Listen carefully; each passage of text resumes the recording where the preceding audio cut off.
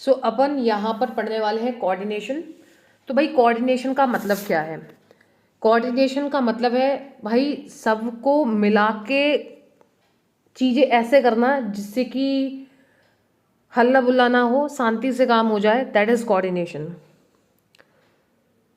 मतलब सब चीज़ों को इस तरीके से करना है कि काम अच्छे से हो जाए। अब भाई क्या है, थोड़ा सा पढ़ के देखते हैं, समझ में आएगा। Coordination is the process of integrating and synchronising the activities of different individuals and departments to achieve organisational objectives efficiently. भाई कोऑर्डिनेशन क्या है? चलो सबसे बेस्ट एग्जांपल अपन लेते हैं, यहाँ पर आपको समझ में आएगा। एनुअल फंक्शंस होते हैं आपके स्कूल्स में, एनुअल फंक्शंस, एनुअल फंक्शंस होते हैं कि नहीं होते? हाँ जी होते हैं। अब एनुअल फंक्शन में क्या होता है भाई? अभी क्या करना है, इंट्रोडक्शन स्पीच होनी चाहिए, फिर चीफ गेस्ट की स्पीच होनी चाहिए, फिर भाई एक म्यूज़िक, वेलकम म्यूज़िक बना देंगे हम, आओ फिर से दिया जलाएं, है ना। फिर क्या करेंगे, फिर अपन एक डांस रख देंगे, एक सिंगिंग रख देंगे, इसके बीच में फिर हम प्राइजेस डिस्ट्रीब्यूट कर देंगे जो टॉपर्स 11th 10th और 12th के, ठीक है। फिर हम एक गाना रख देंगे, फिर हम चीफ गेस्ट जो और हैं उनकी स्पीच रख देंगे, स्कूल प्रिंसिपल की स्पीच रख देंगे। तो भाई ये क्या है, आपने क्या करा, एक एक्टिविटी हुई डांस की, एक एक्टिविटी हुई म्यूजिक की, एक एक्टिविटी आपकी हुई स्पीच की, है ना। अलग एक ड्रामा की एक्टिविटी हुई कि भाई ड्रामा एक्ट हो रहा है, तो भाई इसके बाद ये होना है, इसके बाद ये होना है, चीज़ें शांति से हो जाए, अच्छे से हो जाए, सब चीज़ों को कोऑर्डिनेट करके रखना है ना, जिससे कि चीज़ें अच्छे से हो जाए, बिना किसी परेशानी के हो जाए। तो भाई जो लोग हैं, हाँ जी, जो लोग हैं या जो अलग अलग डिपार्टमेंट्स हैं, अब भाई यही अलग अलग डिपार्टमेंट मान लो आप, है ना, इसके अंदर लोग डांस कर रहे हैं, कुछ म्यूजिक है। अब ऑर्गेनाइजिंग में क्या होता है भाई, भैया अलग अलग डिपार्टमेंट्स हैं, एक फाइनेंस डिपार्टमेंट है, एक कॉस्ट का डिपार्टमेंट है, वो देखता है कि भाई किस में कितनी लागत आई, ठीक है। फाइनेंस भाई पैसा कैसे अरेंज करना है, वो वाला डिपार्टमेंट में। तो अलग अलग तरीके के डिपार्टमेंट्स, इनकम टैक्स डिपार्टमेंट आप पढ़ते हो, जीएसटी डिपार्टमेंट होता है आपका, ठीक है। गवर्नमेंट की तरफ जाओ तब आप गवर्नमेंट ऑर्गेनाइजेशन की बात करो, तो भाई अच्छे से काम कर सकें जिससे कि हार्मनी मेंटेन रहे, तो वो है भाई साहब कोऑर्डिनेशन। अब आप मुझसे कह सकते हैं कि जब आपने ऑर्गेनाइजिंग पढ़ाया था ना, तब भी आपने यही बोला था कि भाई सब रे जो ह्यूमन फिनेंशियल और फिजिकल रिसोर्सेज हैं, हाँ जी, ह्यूमन फिनेंशियल और फिजिकल रिसोर्सेज हैं, उनको भी हमें सिंक्रोनाइज करके रखना है गोल अचीव करने के लिए। बोला था कि नहीं बोला था? अब मेरी बात समझो, तो आप कहोगे कोऑर्डिनेशन और ऑर्गेनाइजिंग क्या एक ही बात है? ये उन लोगों को समझ में आ रहा होगा जहां पर मैंने प्लानिंग, ऑर्गेनाइजिंग, स्टाफिंग, डायरेक्टिंग और कंट्रोलिंग बताया था इन वेरी शॉर्ट वर्ड्स, हाँ या ना। तो मैं ये वाली आपकी दिक्कत कि भाई क्या डिफरेंस है कोऑर्डिनेशन में और क्या डिफरेंस है ऑर्गेनाइजिंग में, at the end of the video ये दिक्कत हम कवर कर लेंगे, ठीक है। सो कोऑर्डिनेशन मतलब समझ में आ गया कि भाई अलग अलग डिपार्टमेंट, अलग अलग लोगों के बीच में एकता बना के रखनी है जिससे कि शांति से काम हो सके। कोऑर्डिनेशन एक और तरीके से पढ़ सकते हैं, means bringing harmony among the efforts of the people so that everyone works together for a common goal. ऊपर आप देख रहे हो, क्यों काम कर रहे हो आप, कि भाई हार्मनी से, शांति से सारा काम हो जाए, एकता के साथ सारा काम हो जाए, एक साथ हम काम कर सकें कि भाई क्यों, क्योंकि हमें एक कॉमन गोल अचीव करना है। सब एकता से काम क्यों कर रहे हैं? ताकि भाई एक कॉमन गोल, हाँ जी, एक कॉमन गोल जो कि क्या है, एनुअल फंक्शन अच्छे से होना, वो एक कॉमन गोल पूरा हो सके, तो भाई हार्मनी मेंटेन करके रखता है ये कोऑर्डिनेशन, ठीक है। अब भाई और समझ लेते हैं इन कोऑर्डिनेशन के बारे में, नेचर, फीचर्स या कैरेक्टरिस्टिक्स बोल सकते हो आप कोऑर्डिनेशन की। कोऑर्डिनेशन इंटीग्रेट्स ग्रुप एफर्ट्स, बिल्कुल सही बात है, आप यहीं से समझ रहे हो कोऑर्डिनेशन क्या है भैया, ग्रुप के एफर्ट्स को एक साथ लेकर आ रहा है, क्योंकि भाई ये इंडिविजुअल्स को भी एक साथ लेकर आता है और अलग अलग डिपार्टमेंट्स को भी। कहने का मतलब है कि भाई ये जो अंदर काम कर रहे हैं उनके बीच में भी एकता लेकर आ रहा है और अलग अलग डिपार्टमेंट्स के बीच में भी लेकर आ रहा है।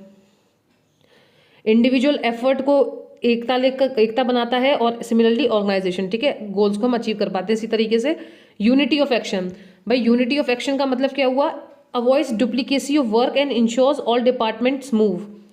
अब भाई मान के चलिए दो डिपार्टमेंट्स हैं, एक दूसरा एग्जांपल, दो डिपार्टमेंट है किसी ऑर्गेनाइजेशन में, भाई इसने भी वही काम कर लिया, इसने भी वही काम कर लिया, है ना।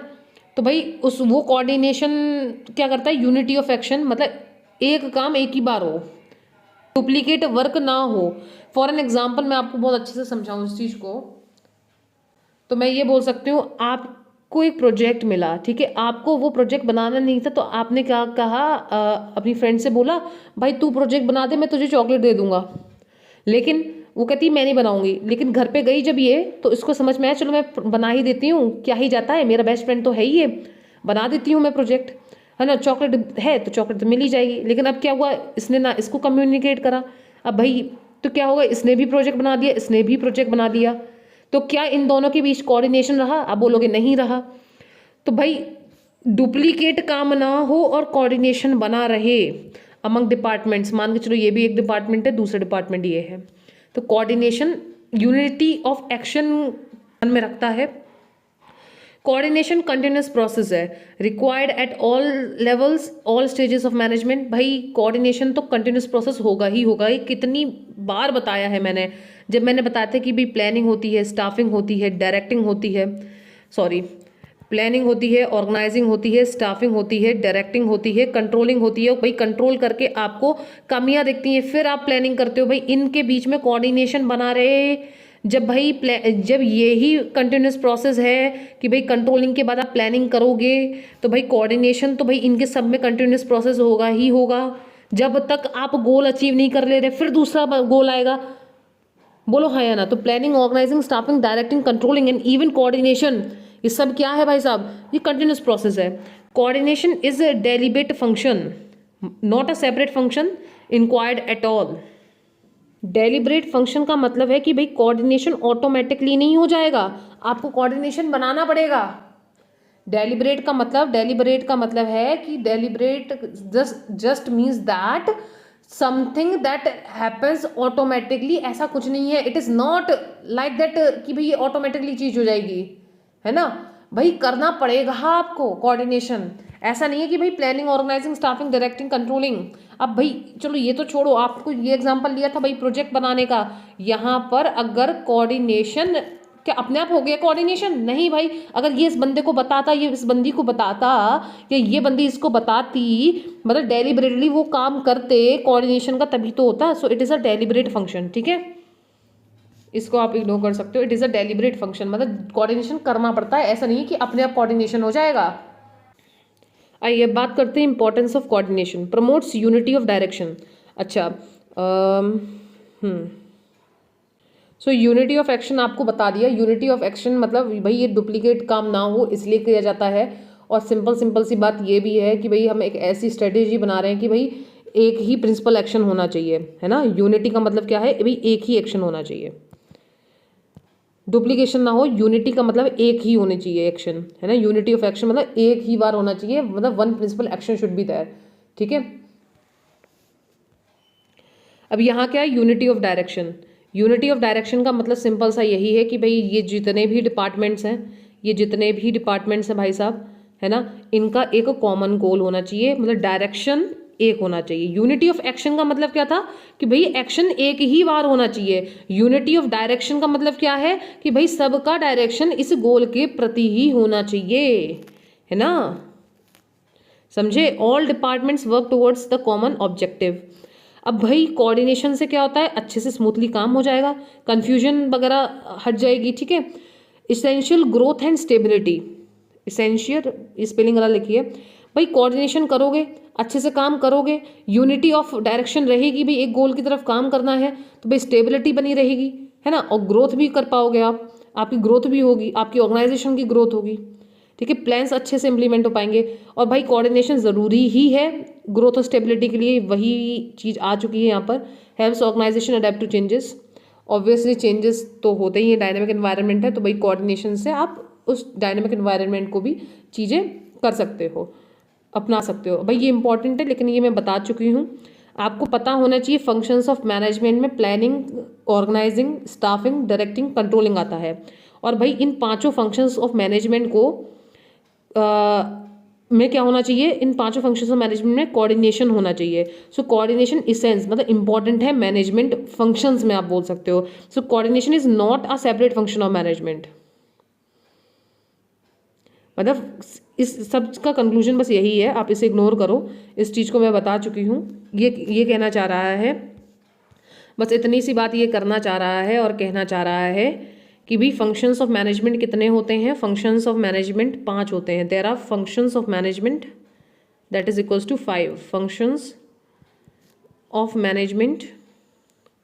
फंक्शंस ऑफ मैनेजमेंट कितने हैं बेटा, फंक्शंस ऑफ मैनेजमेंट कुल मिला के 5 होते हैं, ठीक है। Planning, organising, staffing, directing, controlling. Planning, organising, staffing, directing, controlling.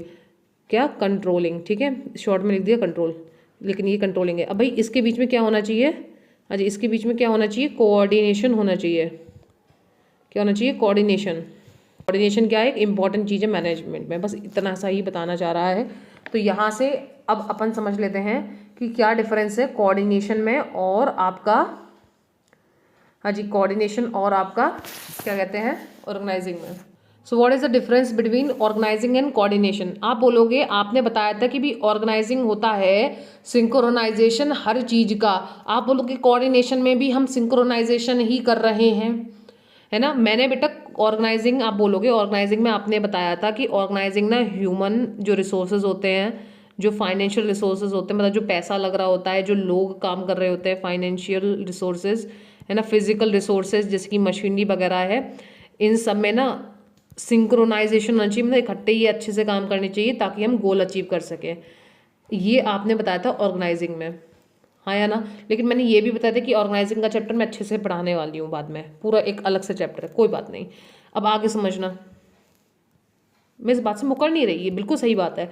Coordination क्या है, आप बोलोगे कोऑर्डिनेशन ये है, कोऑर्डिनेशन भी क्या है, सिंक्रोनाइजेशन है बाकी चीज़ों का, ताकि हम गोल को अचीव कर सकें, है ना।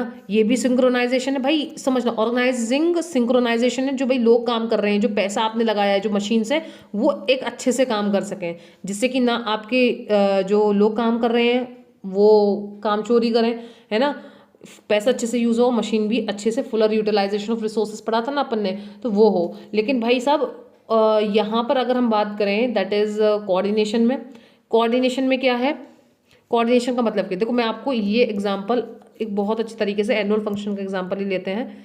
भाई एनुअल फंक्शन में क्या होता है, अलग अलग टीचर्स को ना अलग अलग चीज़ें दे दी जाती हैं। एक टीचर से बोल दिया कि भाई आप म्यूज़िक वगैरह संभालो, है ना, music teachers. Dance teachers, 10th class का डांस आप संभालना मैम, मैम आप 12th क्लास का डांस संभाल लेना, बोलो हाँ या ना। यानी कि जब हम ड्यूटीज़ बता रहे हैं लोगों को, ड्यूटीज़ है ना, ह्यूमंस को बता रहे हैं, पैसा लग रहा है एनुअल फंक्शन में। अब यहाँ पर फिजिकल लोग डांस कर रहे हैं, है ना, मशीन तो नहीं है, लोग बच्चे डांस कर रहे हैं, ये बच्चे सिंगिंग कर रहे हैं। तो भाई ड्यूटीज़ और रिस्पॉन्सिबिलिटीज़ बता दी, वो हो गया ऑर्गेनाइजिंग। लेकिन भाई इस गाने के बाद ये डांस लगेगा आपका एनुअल फंक्शन में, इस डांस के बाद भाई ये डांस होने वाला है, ये क्या है, ये है आपका कोऑर्डिनेशन। तो यही बात है बेटा। सबसे पहली बात, ऑर्गेनाइजिंग एक फंक्शन होता है मैनेजमेंट का, और कोऑर्डिनेशन इसेंस होता है मैनेजमेंट का। Coordination is not the function, okay. सबसे पहला मेजर डिफरेंस तो ये है। अब मैं आपको बताऊं भाई, प्लानिंग, ऑर्गेनाइजिंग, स्टाफिंग, डायरेक्टिंग और कंट्रोलिंग अपन ने पढ़ा। तो भाई ऑर्गेनाइजिंग एक अलग से पढ़ रहे हैं, लेकिन इनके बीच जो होना चाहिए जिससे कि काम ढंग से हो सके, वो क्या है, कोऑर्डिनेशन है, ठीक है। अच्छा जी, यहाँ पर ऑर्गेनाइजिंग क्या कर रहा है, ऑर्गेनाइजिंग के थ्रू भी गोल अचीव कर रहे हैं, कोऑर्डिनेशन के थ्रू भी गोल अचीव कर रहे हैं। लेकिन यहाँ पर क्या बता रहा है भाई, एक स्ट्रक्चर बता रहा है कि किस तरीके से काम करना है। और भाई यहाँ पर जो अलग अलग काम हो रहे हैं उनके बीच में टुगेदरनेस होनी चाहिए, ठीक है जी। ये फोकस हो गया, ये 2 बार रिपीट कर दिया हमने। चलिए, की एलिमेंट्स, भाई डिवीजन ऑफ वर्क, ये काम अलग अलग है ना, डिपार्टमेंट्स अलग अलग बना दी। यहाँ पर भाई हमने अलग अलग क्या बना दिए, मैम आप ये संभालना, मैम आप ये संभालना, ये अलग अलग डिपार्टमेंट्स बना दिए फॉर एग्जांपल, ठीक है। ड्यूटीज़ बता दी भाई, अथॉरिटी, रिस्पॉन्सिबिलिटी, रिलेशंस बता दिया हमने, ठीक है। अब यहाँ पर क्या है, यहाँ पर काम एकता के साथ हो, यूनिटी के साथ, हार्मोनाइजेशन हो, synchronisation of efforts across departments of individuals.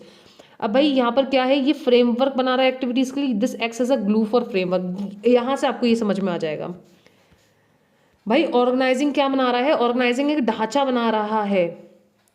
और भाई इसको हमें ग्लू से, अगर हम इन ढांचों को, अलग अलग ढांचा बनाया ऑर्गेनाइजिंग, लेकिन अगर हम इसे ग्लू से चिपका दें, है ना, तो वो है कोऑर्डिनेशन।